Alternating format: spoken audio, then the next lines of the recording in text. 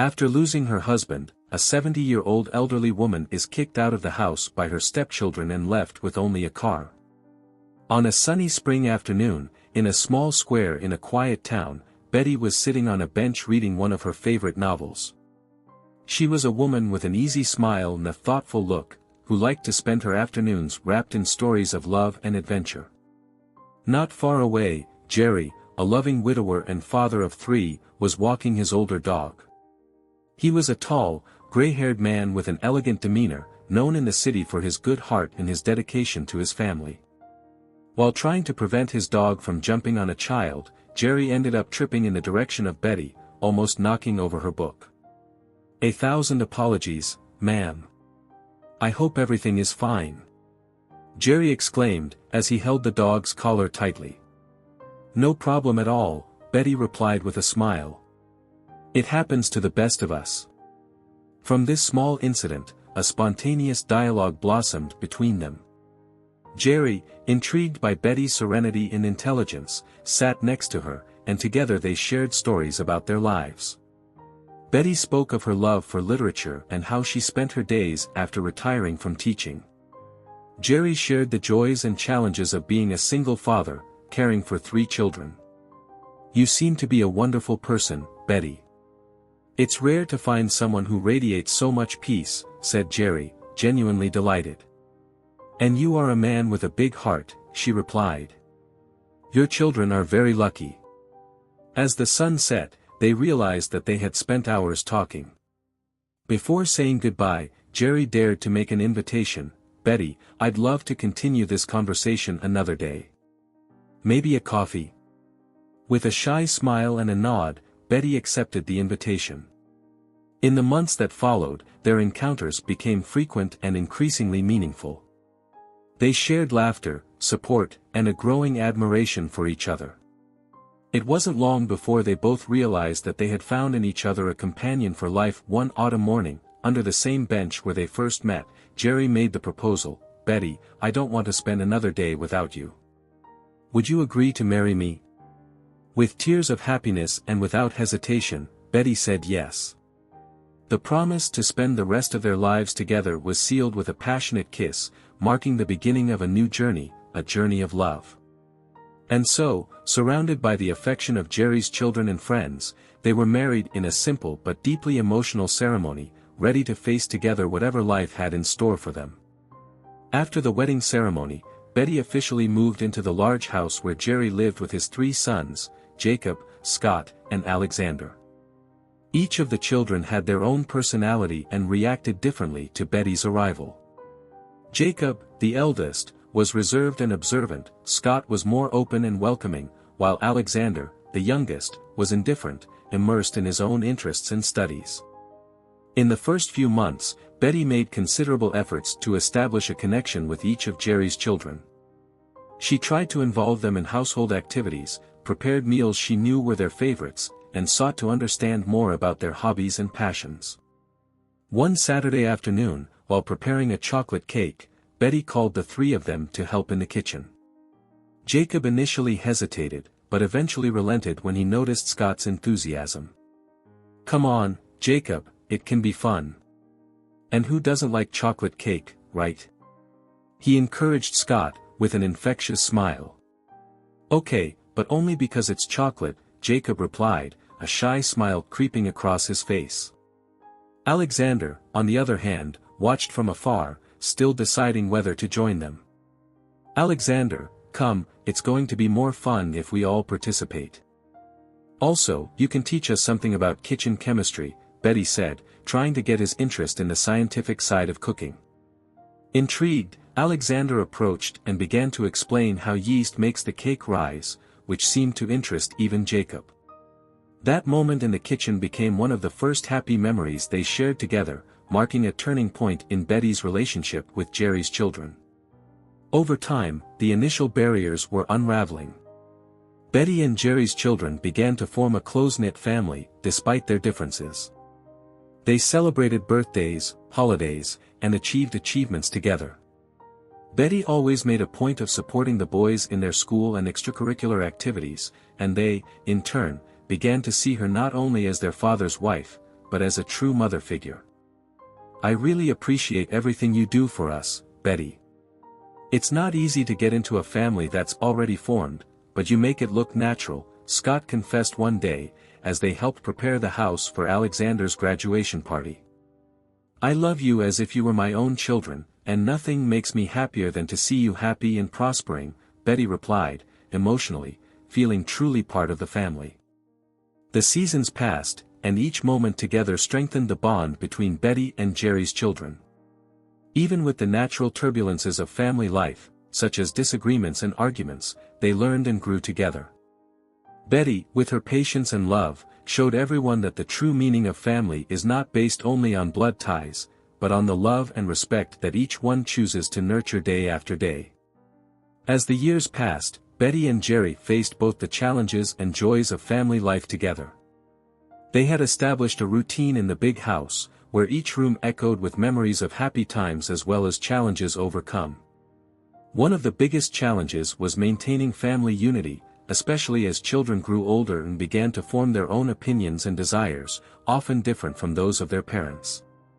Jacob, for example, began to question Jerry's decisions regarding the family business, while Scott began to explore career opportunities away from home, and Alexander was immersed in his college studies, often absent physically and emotionally. On a typical evening, Jerry and Betty sat in the garden of their home, watching the sunset while sharing a quiet moment after a busy day. "Betty, do you think I was too Jacob today? He seems so distant lately," Jerry asked, worried. "Love, you just voiced your concerns, which is completely natural. But maybe it's good to make room for him to make some decisions. It can help you feel more involved and valued," Betty replied, always trying to balance the family dynamics. "You're right, my dear. I must learn to let go of the reins a little bit," Jerry admitted, acknowledging the wisdom in Betty's words. These nightly conversations were common among them, serving as a time to reflect on the day and openly discuss their concerns and hopes. Betty, with her insight and empathy, often helped Jerry see things from a different perspective, strengthening their relationship. Joys, on the other hand, came in abundance. Each achievement of the children was celebrated with great enthusiasm. When Scott was accepted into a prestigious educational institution abroad, the family organized a big farewell party, filled with laughter and good wishes. "Scott, we're so proud of you.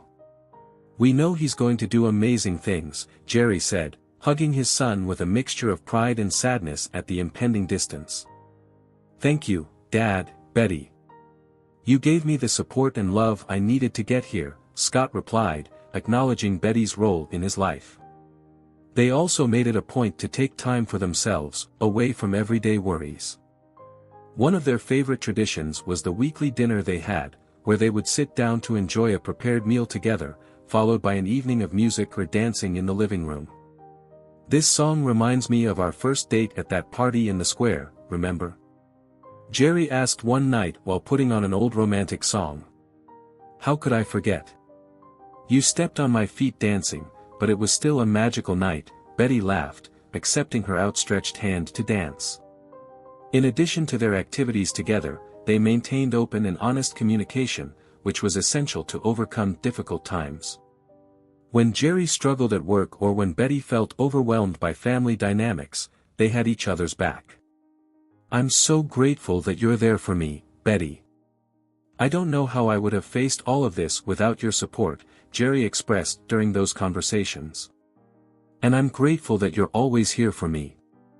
Our support for each other is what keeps us strong," Betty replied, holding her hand. Betty and Jerry's peaceful routine was abruptly interrupted on a quiet autumn morning. Jerry, who had been slightly unwell in the previous days, suffered a massive heart attack at home. Despite Betty's desperate efforts and the quick arrival of emergency services, Jerry was pronounced dead upon arrival at the hospital. The news devastated Betty, who suddenly found herself alone, without the man who had been her companion for so many years. In the days that followed, the house that once vibrated with love and laughter seemed strangely quiet and empty. The reality of what had happened had not yet fully settled for Betty, who moved as in a mist of disbelief and sadness. Jerry's wake was a somber event, marked by the presence of family, friends, and acquaintances who came to pay their last respects. Betty, supported by her stepchildren, received the condolences, but her mind often wandered, lost in memories of happier days with Jerry. The reading of Jerry's will was scheduled for the week following his death. All of Jerry's children, along with Betty, gathered at the family attorney's office. The tension was palpable, each of those present anxious and worried about what would be revealed. In accordance with Jerry's last will, the majority of his inheritance will be divided equally among his 3 sons, Jacob, Scott and Alexander, the lawyer announced.